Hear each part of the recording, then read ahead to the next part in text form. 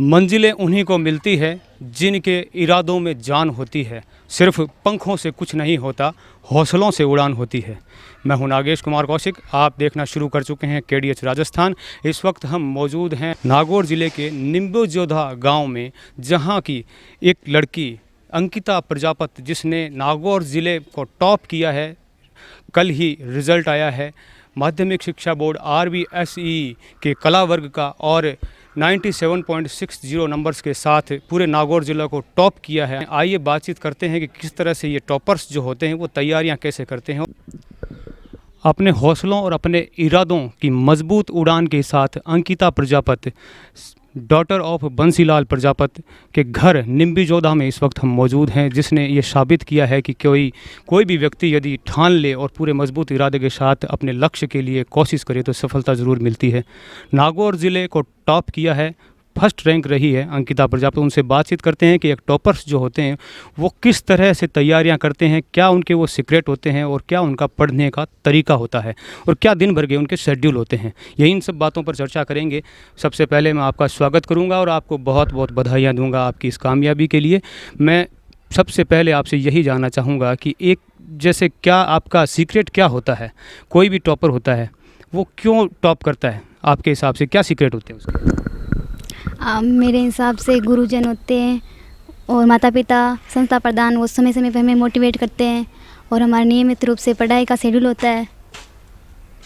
बिल्कुल, एक नियमित आपका शेड्यूल होता है आपने कहा, तो मैं उस शेड्यूल को थोड़ा सा जानना चाहूँगा कि आपका नियमित दिन भर का किस तरह का शेड्यूल होता है। आप कितने घंटे पढ़ते हैं और बाकी दिन क्या करते रहते हैं? मैं नियमित रूप से 4 से 6 घंटे पढ़ाई करती थी और टीवी देखती भी नहीं थी बिल्कुल भी। टीवी बिल्कुल नहीं देखते थे। तो आजकल जैसे सोशल मीडिया का ज़माना है, आप जानते हैं सोशल मीडिया भी काफ़ी इफेक्टिव है। आपने सोशल मीडिया का एजुकेशन में भी बहुत बड़ा रोल धीरे धीरे बनता जा रहा है, तो कभी सोशल मीडिया प्लेटफॉर्म का एजुकेशन के हिसाब से कभी आपने यूज़ किया? हाँ, यूट्यूब पर बहुत कुछ देखती थी जो हमें मोटिवेट करते हैं। तो जैसे आपके जो सब्जेक्ट्स थे उसमें कौन से सब्जेक्ट्स आपके जो मार्क्स हैं वो अच्छे रहे और उनमें किस तरह से मार्क्स है, थोड़ा सा मैं जानना चाहूँगा। ज्योग्राफी है, पूरे में से पूरे अंक प्राप्त किए हैं, और चित्रकला उसमें भी पूरे में से पूरे अंक प्राप्त है। और जो डिफ़िकल्ट कौन से सब्जेक्ट हैं और उनकी डिफ़िकल्टी को, उन चुनौतियों को आप कैसे दूर कैसे करते थे? कोई डिफ़िकल्ट सब्जेक्ट नहीं होता। कोई डिफ़िकल्ट नहीं होता। बिल्कुल अच्छी बात है, कोई सब्जेक्ट डिफ़िकल्ट नहीं होता। तो प्रीवियस जो पेपर्स होते हैं, पिछले साल जो पेपर होते हैं, उन पेपरों को भी तैयारी करते थे? कभी आपकी स्कूल में तैयारियां कराते थे? आपकी स्कूल में जैसे तैयारियां कराने का क्या शेड्यूल होता था, क्या नोट्स थे, क्या तरीका था? हमारे स्कूल में टाइम पे जो हमारे टेस्ट लेते थे वो भी लेते थे, परिबोर्ड भी लेते थे सर। अच्छा, नोट्स बना करके आप पढ़ाई करते थे? नोट्स बना करके करते थे। अब आगे आप जीवन में, भविष्य में आपका क्या लक्ष्य रहेगा कि क्या आप बनना चाहेंगे? RS की तैयारी करना चाहती हूँ। RS की तैयारी। तो RS ही क्यों? बहुत सारे फील्ड हैं। कोई विशेष ऐसा कोई रोल मॉडल दिमाग में ऐसा रहा हो उसको देख करके कि हम RS बनेंगे, उसकी तरह से? नहीं, RS ही बनना है। ऐसा कोई रोल मॉडल आपके जीवन में? समाज सेवा।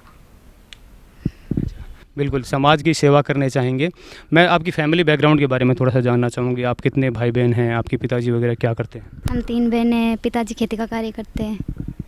बिल्कुल, तो इनके पिताजी भी मेरे साथ में हैं, उनसे भी मैं थोड़ी बातचीत करूंगा। साथ में बंसीलाल जी प्रजापति मेरे साथ में हैं। सर, आप की शिक्षा का बैकग्राउंड मैं जानना चाहूँगा, क्योंकि मतलब एक फैमिली का सपोर्ट बहुत ज़रूरी होता है किसी भी बच्चे को आगे बढ़ने के लिए। तो आपके घर में जो शिक्षा का है, आप कितने शिक्षित हैं? इनकी मम्मी है वो कितनी शिक्षित है उसका? मैं तो 10th पास हूँ और इसकी मम्मी है 5वीं पास। और उसको हमारा तो काम यही है कि सुबह जल्दी उठान देते और शाम को 12 बजे 10 बजे तक ये नहीं सोती तब तक पढ़ाते। ये काम है। तो वैसे आप खेती का काम करते हैं, कुछ और भी काम करते हैं? मजदूरी करते हैं, और तो क्या, खेती का काम है, थोड़ी बहुत खेती है और एक मजदूरी करते हैं यहाँ कुल्ली। आपको ऐसे उम्मीद थी कि मैं मतलब आप टॉप कर पाएंगे, इतने % नंबर आएंगे? मैं थोड़ा सा सबसे पहले तो उस एक्साइटमेंट को भी जानना चाहूँगा कि जैसे रिज़ल्ट जब आया होगा, आपको पता था आज रिज़ल्ट आने वाला है, अब रिज़ल्ट आएगा, तो रिज़ल्ट किस तरह से आया और वो क्या मोमेंट रहा होगा आपने जब रिज़ल्ट को देखा होगा? मुझे आशा थी कि मैं 90 से अबव कर सकती हूँ और मुझे रिजल्ट आया तो बहुत खुशी हुई कि मैं टॉपर रही हूँ। अच्छा, मतलब क्या ऐसे क्या माहौल रहा होगा, किसने सबसे पहले आपको सेलिब्रेट किया, बताया, किसने बताया? मेरे जीजू ने। अंकिता प्रजापति जिस स्कूल में पढ़ती थी, आदर्श विद्या मंदिर स्कूल निम्बी जोधा, उनके संस्था प्रधान निर्देशक हमारे साथ में, उनसे बातचीत करेंगे कि क्या तैयारियां होती है कि स्टूडेंट को टॉप करने के लिए क्या रिक्वायरमेंट होती है और किस तरह से वो उस रिक्वायरमेंट को पूरा करते हैं। सर, स्वागत है आपका और आपको शुभकामनाएं, बधाइयां हैं कि आपकी स्कूल की स्टूडेंट ने नागौर ज़िले को टॉप किया है। और क्योंकि आजकल मेरिट बनती नहीं है, वरना अगर राजस्थान में भी इसको देखा जाए तो शायद तीसरे चौथे नंबर पर इसको आना चाहिए, लेकिन आजकल मेरिट का टाइम नहीं है, मेरिट नहीं बनाई जाती। तो आपकी स्कूल का मैं जानना चाहूँगा कि किस तरह से आपकी तैयारियां रहती है, आप बच्चे को किस तरह से अलग अलग सेट करते हैं कि ये बच्चा टॉप करने वाला है तो उसको किस तरह से अलग से आप क्लासेस देते हैं, क्या आपका तरीका क्या होता है पढ़ाने का? क्लास तो शुरू से ही जब क्लासें स्टार्ट होती है तो हम बार साप्ताहिक जो टेस्ट लेते हैं उनके आधार पर बच्चों की छंटनी कर लेते हैं कि कौन कौन से बच्चे हैं जो टॉप कर रहे हैं। उनको हम बार बार मोटिवेशन करते रहते हैं। वैसे तो सभी बच्चों को करते हैं, लेकिन जो मोर इंटेलिजेंट बच्चे होते हैं उनको कुछ एक्स्ट्रा उनको देते हैं। और जब हाफ ईयरली एग्ज़ाम हो जाते हैं उसके पश्चात सप्ताह में एक बार हर सब्जेक्ट का प्री बोर्ड होता है, जिसमें जो पुराने जो पेपर आ चुके हैं उन पेपरों को भी सोल्व करवाते हैं। उनके अलावा हमारे टीचर्स है, जो अच्छी फैकल्टी है, वो अपनी तरफ से पेपर बना करके उनको पेपर वो प्री बोर्ड लेते हैं। आपका जैसे रिवीजन शुरू हो गया होगा, जैसे शेड्यूल करके एक जो कोर्स था वो कब तक पूरा हो गया था और फिर रिवीजन किस तरह से आपका हुआ? मेरा जो सिलेबस है एक बार कंप्लीट नवंबर लास्ट तक सिलेबस कंप्लीट हो जाता है हर बार भी। उसके बाद में हम रिवीजन स्टार्ट कर देते हैं। तो अभी जैसे लॉकडाउन हुआ तो लॉकडाउन में इसका आपको परीक्षा आपकी भी बाकी रह गई थी कोई परीक्षा, तो उस जो उस सब्जेक्ट में बाकी रही तो उससे आपको क्या हुआ, फ़ायदा हुआ या नुकसान हुआ? फ़ायदा हुआ। फ़ायदा हुआ, कैसे फ़ायदा कैसे हुआ? दोनों में से पूरे में पूरे नंबर अर्जित किए। इनके लिए जो लॉकडाउन हो गया तो जो पीछे पे 2 पेपर बचे हुए थे, तो मैं प्रत्येक बच्चे से चाहे फ़ोन पे मिलो चाहे व्यक्तिगत जब भी मिलता और जब भी समय मिलता, यानी 5-4 दिन में एक बार बच्चे को टच कर लेता कि आपको नियमित 3-4 घंटे डेली पढ़ाई करनी है। और पेपर आपके बच्चों में एक बार धारणा ये हो गई थी हमें तो ऐसे ही एवरेज मार्क्स देकर पास करेंगे, तो उन बच्चों को समझाया कि आपके हर हालत में पेपर होंगे, इसके लिए आप तैयारी करो, आपको मौका मिला हुआ है। जो पढ़ने वाले अच्छे बच्चे थे तो इन बच्चों ने नियमित पढ़ाई की, जो लॉकडाउन उसका फ़ायदा मिला इन बच्चों को। एक इनके पिताजी से भी एक थोड़ी सी बातचीत करूंगा। सर, के मतलब जैसे कोई टॉप करता है उसमें स्पेशल दिमाग होता है, तो कोई स्पेशल खुराक दी जाती है क्या, क्या चीज़ होती है या वैसे नॉर्मल होती है? नहीं साहब, स्पेशल खुराक हम तो कुछ नहीं दी। क्या स्पेशल क्वालिटी होती है? देखिए आप पूरे देखिए, आप एक चीज़ आप देखेंगे, आज मैं आया हूँ सुजानगढ़ से, मैं आया हूँ, आपको पता है किस लिए आया हूँ? क्योंकि आपकी बेटी ने नागौर ज़िले को टॉप किया है, रैंक हासिल की है राजस्थान में, इसलिए मैं आया हूँ। यानी कि आज आपको आपकी बेटी के नाम से जाना गया है, कितना गर्व होता है? बहुत गर्व होता है कि आपके बच्चे आज इतना नाम रोशन किए हैं कि आज आपसे सैकड़ों किलोमीटर लोग दूर मिलने वाले आ रहे हैं। बहुत ही अच्छा काम हुआ है। ये तो हमारे तो पता नहीं था कि ये कभी जिद करती थी कोई, जैसे मैं ये खाऊंगी वो खाऊंगी, क्या इसका दिन भर क्या था? कोई बात मतलब कुछ खाने की नहीं, वो सिंपल रोटी खाती है हमेशा, कोई खाने पीने की कुछ बात नहीं है, सीधा सादा है। बिल्कुल, देखिए बिल्कुल सीधा साधा परिवार है और जितनी सादगी के साथ इनका रहना है, और बिल्कुल सादगी के साथ ही बिल्कुल सादे लिबास में ही इनके पिताजी रहते हैं, खेती खाड़ी आदमी हैं, लेकिन पढ़ने वाले जो बच्चे होते हैं वो उनमें आप में एक विलक्षण प्रतिभा होती है और वो अपनी प्रतिभा से ये साबित कर देते हैं कि वो क्या चीज़ हैं। और भी बातचीत करते हैं, संस्था के निदेशक हमारे साथ में हैं कि किस तरह से जब आर्ट्स का रिज़ल्ट इस तरह से रहा होगा तो और विषयों में भी उपलब्धियां रही होगी, और विषयों की उपलब्धियां भी मैं जानना चाहूँगा कि क्या आपके विषय के रिज़ल्ट रहे होंगे। हाँ, हमारे स्कूल का जो साइंस का रिज़ल्ट था वो भी बहुत अच्छा था। कॉमर्स तो हमारे संचालित नहीं है, लेकिन साइंस में मेरे जो बच्ची थी टॉप जिसने किया है उसके 98.60% मार्क्स प्राप्त करके डिस्ट्रिक्ट में दूसरा स्थान प्राप्त किया।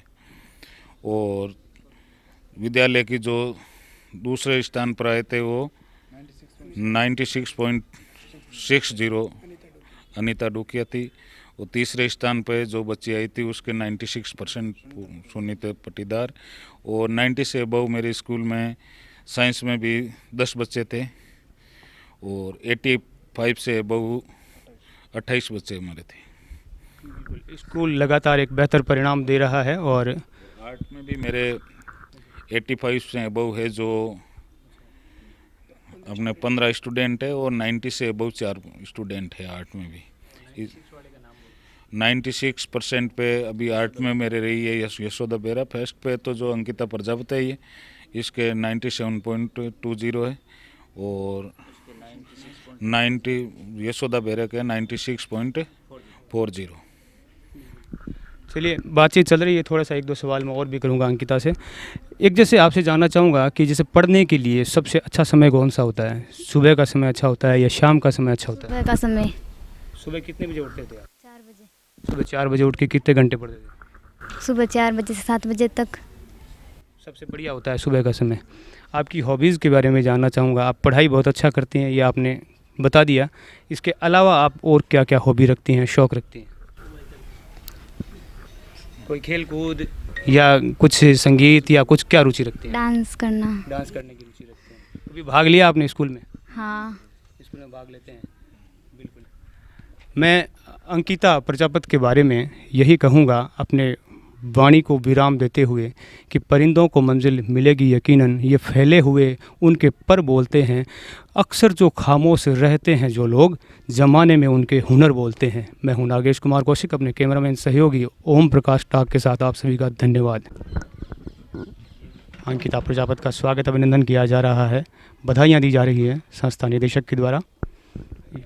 राजू राम जी बिडिया सर, संस्था निदेशक, आदर्श विद्या मंदिर निमिजोदा, और पुखराज जी भी स्वागत अभिनंदन कर रहे हैं। प्रधानाचार्य हैं आप स्कूल के। अरविंद जी परमार व्याख्याता, महेंद्र जी देवड़ा व्याख्याता हैं आप भी स्वागत अभिनंदन कर रहे हैं। लालचंद जी घोटिया जियोग्राफी से व्याख्याता हैं, जिसमें 100 से 100 नंबर। सुनील कुमार जी व्याख्याता हैं, आप भी स्वागत अभिनंदन स्कूल की तरफ से करने के लिए आए हैं सभी। परिवार के लोग स्वागत कर रहे हैं, अंकिता को बधाइयाँ दे रहे हैं, उनकी बहन। सभी परिवार के लोग स्वागत कर रहे हैं। दादी जी आशीर्वाद दे रही हैं अपनी पोती को। और आज बहुत गौरव का क्षण है बंसीलाल जी के लिए, उनकी बेटी ने टॉप किया है।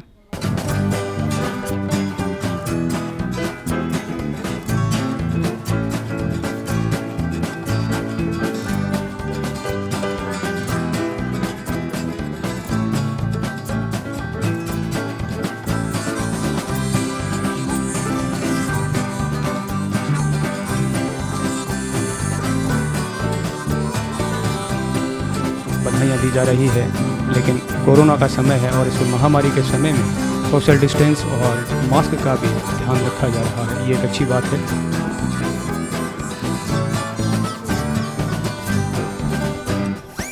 सभी गांव के लोग, सभी आसपास से रिश्तेदार दूर दूर से आ रहे हैं, बधाइयाँ दे रहे हैं। आज उनके परिवार की बेटी ने नाम रोशन किया है परिवार का।